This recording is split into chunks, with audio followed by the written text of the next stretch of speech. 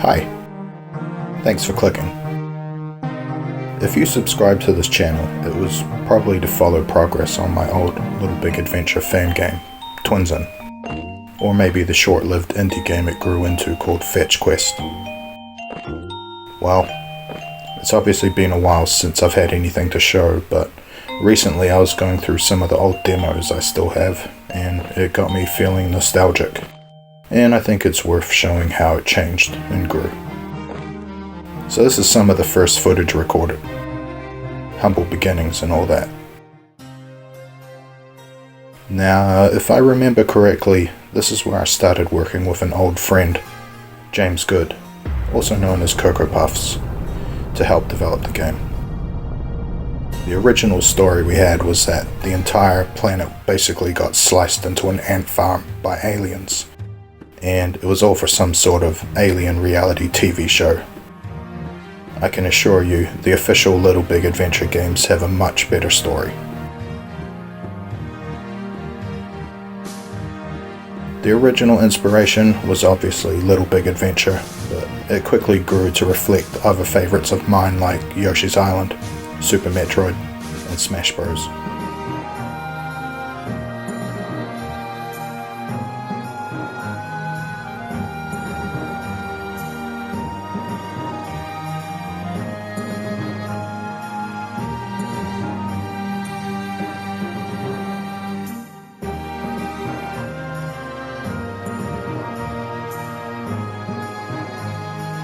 This build actually had a secret where if you killed the enemies in reverse order, it would max out your health and unlock infinite double jumps.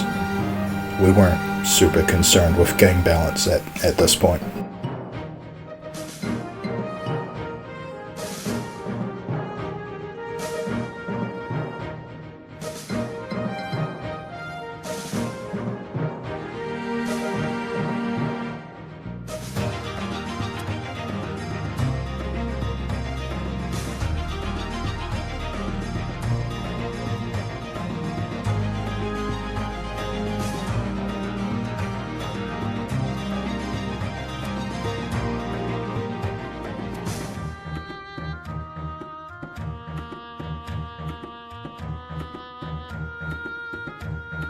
Here you can see we've added in some parallax background layers, and we had done away with the original Alien Ant Farm reality TV show story. That's a weird sentence.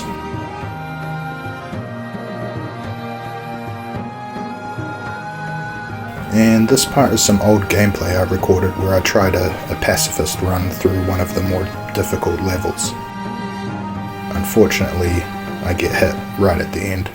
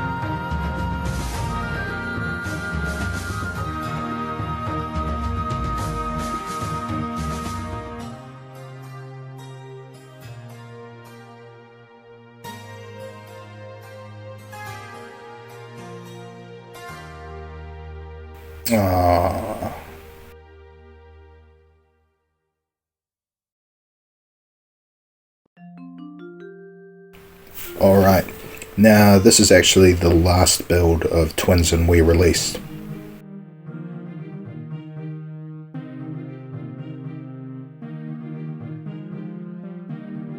Alright, now this is actually the last build of Twinsen we released. This one actually features a few characters from the official games, like Twinsen's wife Zoe, and she even mentions his friend Baldino.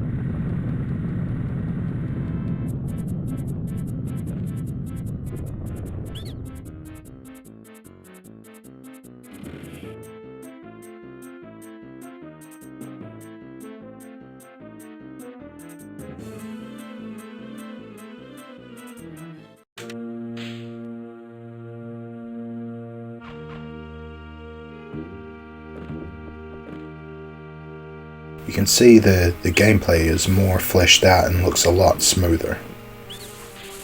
The game was still structured like a basic platformer at this point with level to level progression, although we did have some permanent health upgrades hidden throughout. There's actually quite a few levels here, so I'll just let them play out for the most part.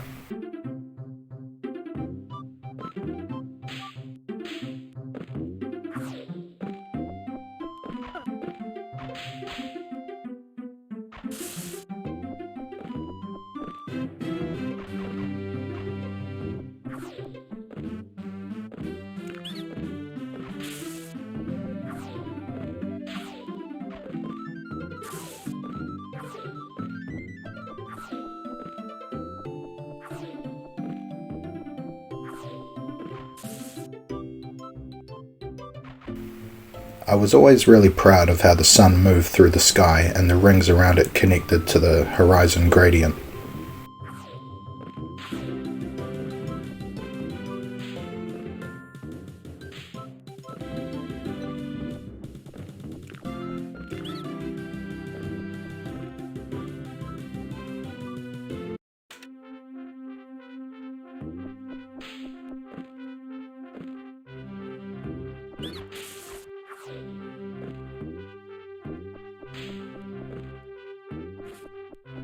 These mole enemies were pretty fun. They would bounce around and knock out any other enemies they hit.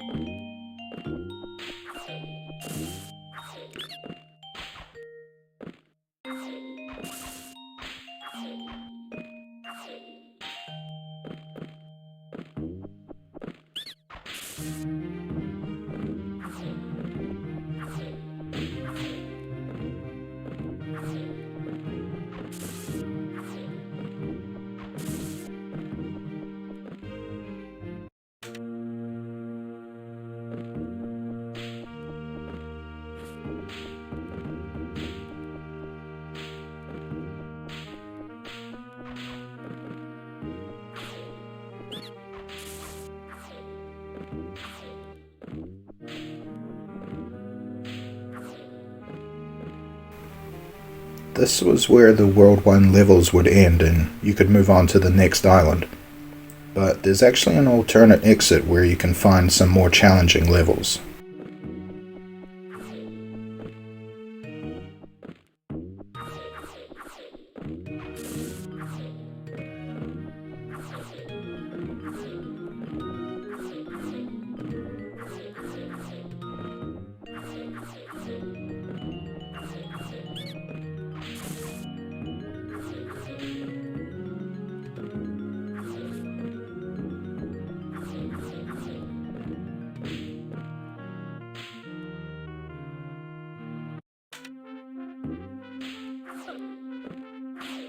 You should recognize this level from earlier in the video.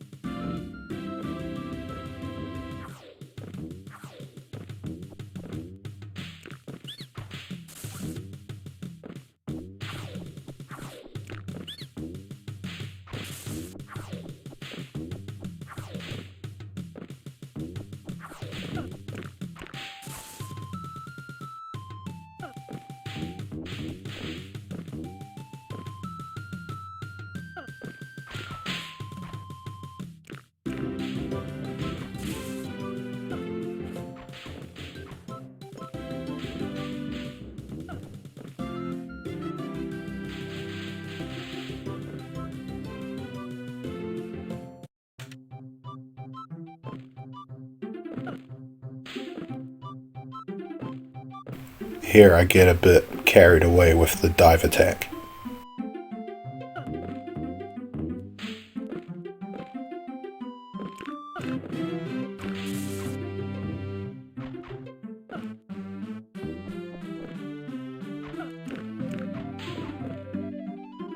And we just barely make it to the end.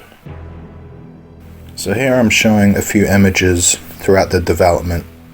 You can even see Link and Pikachu in this first one.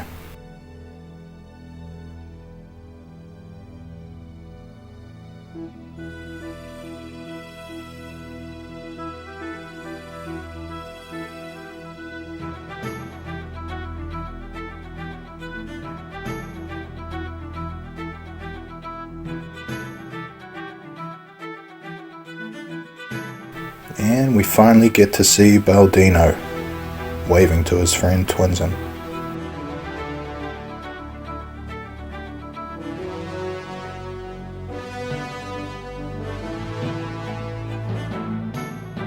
Still not sure where Baldino was actually going to end up in the game.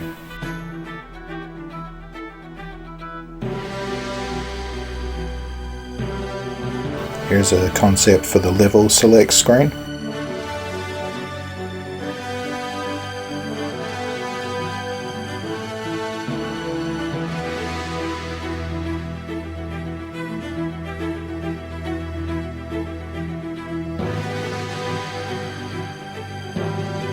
Twinsen's catamaran to travel between islands. These crumble blocks never made their way into the game, unfortunately.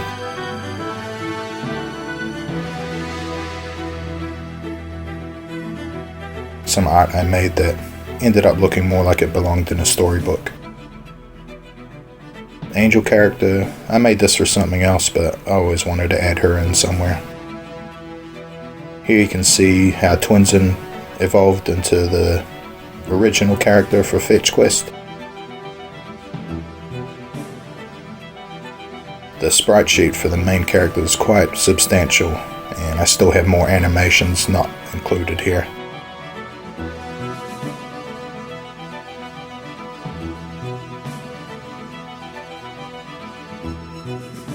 Swimming was going to open up the level design possibilities too.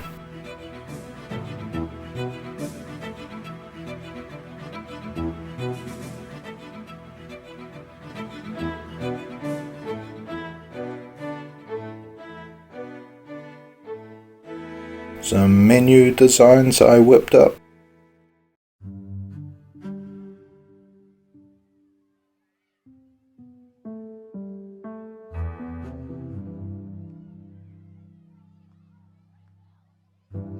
And this part is another video already uploaded to my channel. The gameplay here is really satisfying to watch, and I don't think I could have made a better recording now. And I don't actually have this demo anymore either. I have one that's slightly older than this, and it lacks the dodge spin, and the level design is slightly different.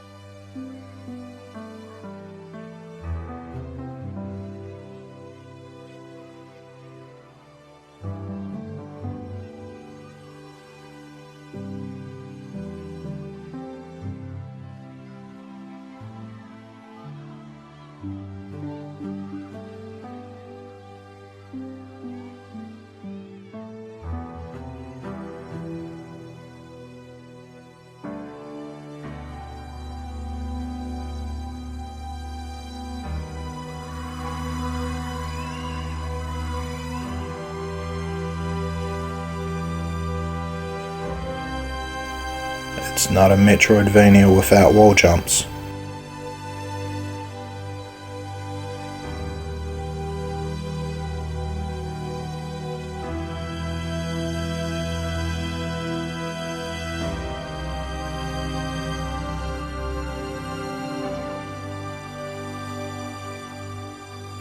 Come on, I mean, this really shows how freeform and fluid the gameplay is.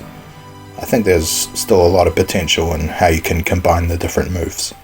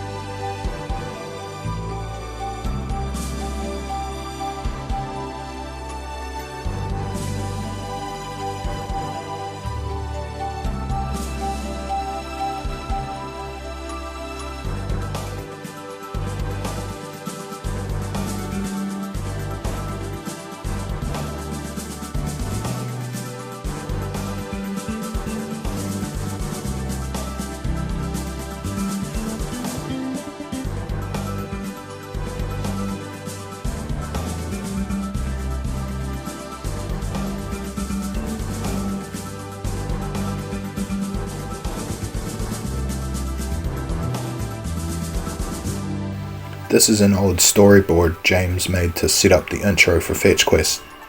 It also introduces the major mechanic to the game, the dog. As the name Fetch Quest implies, playing fetch with the dog was going to be a big part of the game. The dog would chase the ball, and you could use it for combat and puzzle solving.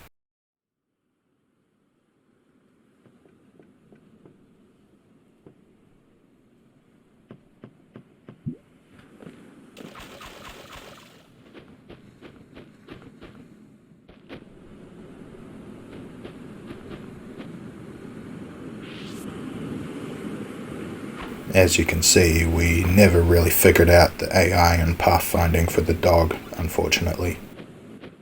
But still, just having the dog by your side really added a lot.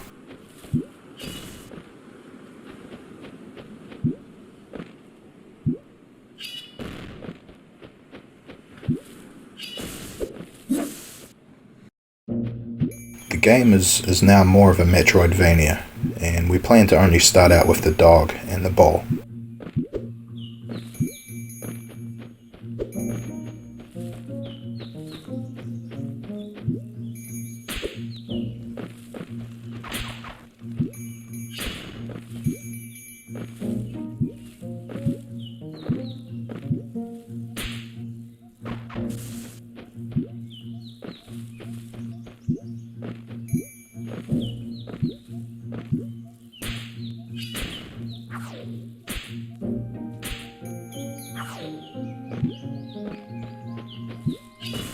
We had a brief cutscene planned for this area, and a scripted boss fight on this unfinished rope bridge.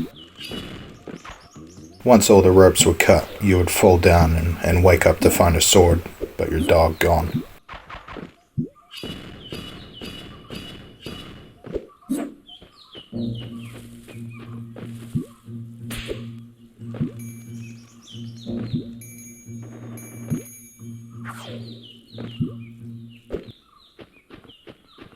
So just pretend this is where we landed.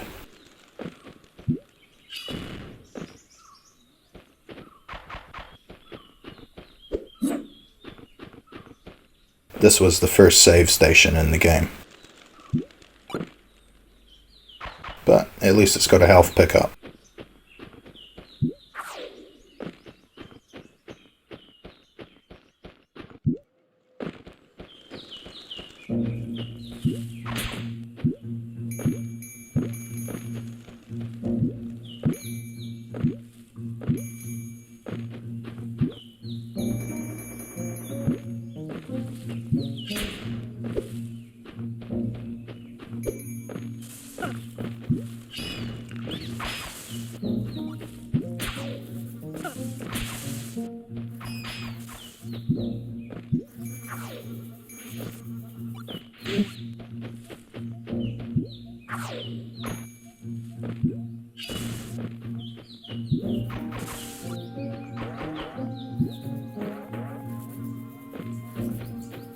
The new version of the mole enemies are interesting. You can't jump on them while they have their claws up, but when they're in the air, you can bounce off them. I always wanted to use that for potential sequence breaking. The moles were going to have a bit more of a focus in the story too. Just after all these areas, we were planning a village that gets attacked and ransacked by the moles, and you would pursue them into their caves and eventually reunite with the dog.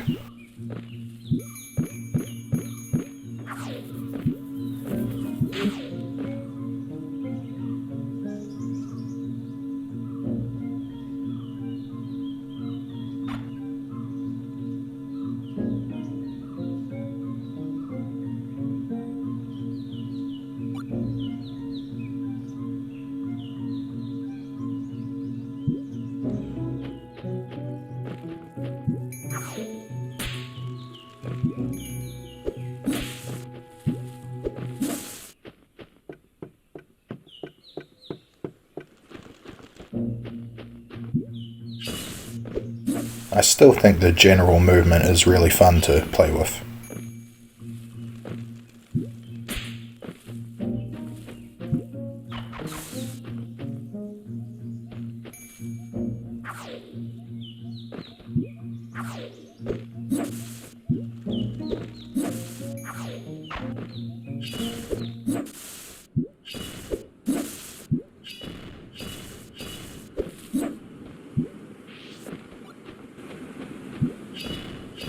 But yeah, this is where the development of the actual game ends.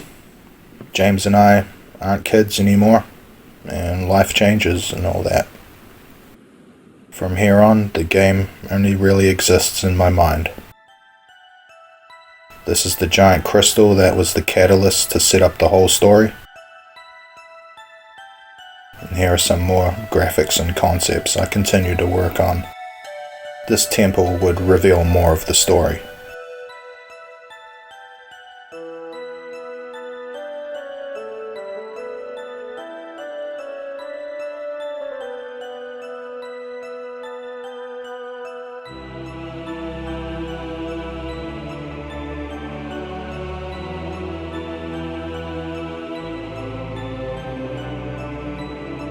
Background tiles for underwater areas.